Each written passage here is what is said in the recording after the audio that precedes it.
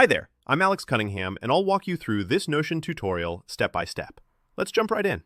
Today, I'm going to show you exactly how to add guests in Notion. Whether you want to collaborate with a colleague, share a workspace with a client, or give someone view-only access to a page, this tutorial will walk you through each step clearly. So by the end, you'll know how to invite guests, set their permissions, and manage their access without any confusion. Let's dive right in. First things first, you'll want to open up your Notion workspace and head to the specific page you'd like to share. At the top of the page, you'll notice the Share button. It's usually in the upper right corner, marked by an icon that looks a bit like an arrow coming out of a box. Go ahead and click that.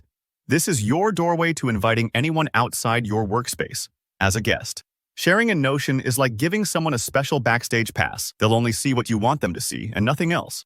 Now, once you've clicked the Share button, you'll see a spot where you can add someone's email address. Just type in the email of the person you'd like to invite.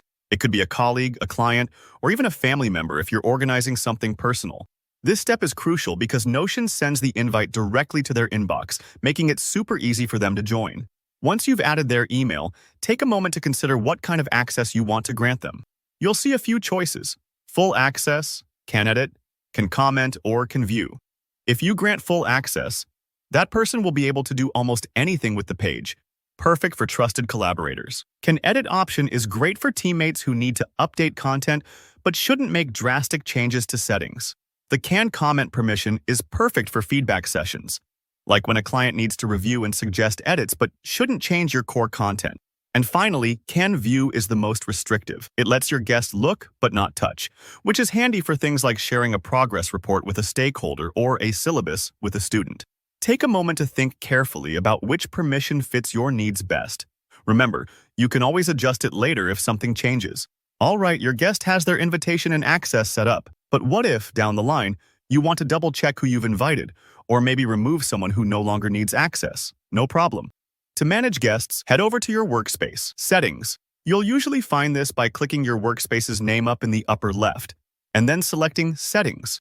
Within the Settings menu, look for the People section. Here, you'll see a list of everyone, members and guests, who currently has access to your workspace or the particular page you shared. You'll spot your guest's email here in the list. If you ever need to remove someone, for example, maybe a project finishes or you want to tidy up your access list, just find their name, click the three dots next to it, sometimes called the More Actions button, and choose Remove from Workspace.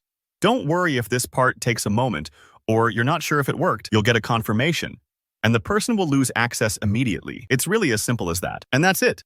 With these easy steps, you can confidently invite guests to your Notion workspace, tailor their permissions, and manage who can see and edit what. It's a great way to keep your collaboration smooth while making sure you stay in control. If you found this tutorial helpful, don't forget to hit that like button. Leave a comment below if you have any questions or need clarification. I always love helping out. And of course, subscribe for more easy-to-follow Notion guides and productivity tips. Thanks so much for watching, and see you in the next video.